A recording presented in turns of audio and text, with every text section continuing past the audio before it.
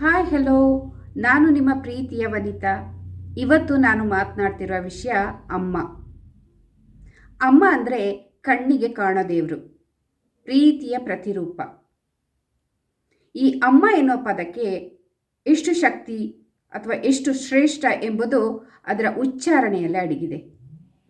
ಆ ಎಂದರೆ ಆ ಎನ್ನುವ ಅಕ್ಷರ ನಮ್ಮ ನಾಭಿಯಿಂದ ಶುರುವಾಗಿ ಮಾ ಎನ್ನುವ ಅಕ್ಷರ ನಮ್ಮ ಎರಡೂ ತುಟಿಗಳ ಸ್ಪರ್ಶದಿಂದ ಕೊನೆಗೊಳ್ಳುತ್ತದೆ. ಹಾಗಾಗಿ ಅಮ್ಮ ಎನ್ನುವ ಪದಕ್ಕೆ ಅಷ್ಟೊಂದು ಶಕ್ತಿ. ಇನ್ನು ತಾಯಿ ಮಕ್ಕಳ ಸಂಬಂಧ ಕರುಳ ಬಳ್ಳಿಯ ಸಂಬಂಧ ಎಂದು ಕರೆಯಲಾಗ್ತದೆ. ಹಾಗೆ ಒಂದು ಹಾಡಿದೆ, ಬ್ರಹ್ಮ ವಿಷ್ಣು ಶಿವ ಎದೆ ಹಾಲು ಕುಡಿದರೋ, ಅಮ್ಮ ನೀನೇ ದೈವ ಎಂದು ಕಾಲು ಮುಗಿದರೋ. ಅಂದರೆ ದೇವಾನುದೇವತೆಗಳೇ ತಾಯಿಯ ಎದೆ ಹಾಲು ಕುಡಿದು ಬೆಳೆದವರು. ಇನ್ನು ನಮ್ಮಂಥ ಮನುಷ್ಯರು ಆದರೂ ಅವರವರ ತಾಯಿ ಅವರಿಗೆ ಶ್ರೇಷ್ಠ. ಹಾಗಾಗಿ ನಮ್ಮ ತಾಯಿನ ಪ್ರೀತಿಯಿಂದ, ಕಾಳಜಿಯಿಂದ, ಗೌರವದಿಂದ ನೋಡಿಕೊಳ್ಬೇಕು. ಯಾರು ಗೊತ್ತು ಎಷ್ಟು ಸಮಯ ಇನ್ನು ಉಳಿದಿದೆ ಅವ್ರ ಜೊತೆ ಒಡನಾಟದಿಂದ ಇರಲು ಅಂತ. ನಾನಿವತ್ತು ನಮ್ಮ ತಾಯಿಗೋಸ್ಕರ ಒಂದು ಕವಿತೆಯನ್ನು ಬರೆದಿದ್ದೀನಿ.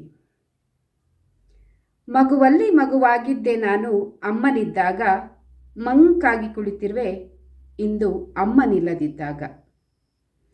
ಕಾಲನ ಕರೆಗೆ ಹೋಗೊಟ್ಟು ಹೊರಟು ಬಿಟ್ಟಿರಿ ನಿಮ್ಮ ಪಯಣ, ನಿಮ್ಮ ಮಕ್ಕಳಾಗಿ ನಡೆಸುತ್ತಿರುವೆವು ನಾವಿಂದು ಬಾಳ ನಾವಿಕನಿಲ್ಲದ ಯಾನ. ನಿಮ್ಮ ನಡೆ ನುಡಿ ಆದರ್ಶ ನಮಗೆ ದಾರಿದೀಪ, ಬದುಕೇಕೋ ಬರಡಾಗಿದೆ ನಮಗಿಂದು ಕತ್ತಲ ಕೂಪ.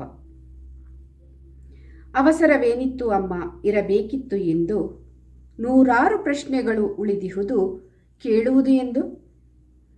ತಾಯಿ ಇಲ್ಲದ ತವರು, ನೆಲೆ ಇಲ್ಲದ ಸೂರು, ನಡೆಸಬೇಕಲ್ಲ ಬಾಳತೇರು, ನಮಗಲ್ಲದಿದ್ದರೂ ನಮ್ಮವರಿಗಾಗಿ ಎಂದು.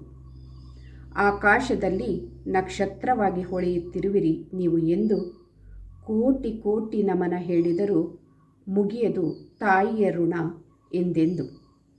ನೆನಪಾಗುವಿರಿ ಪ್ರತಿ ಹೆಜ್ಜೆಯಲ್ಲೂ. ನಮಸ್ಕಾರ.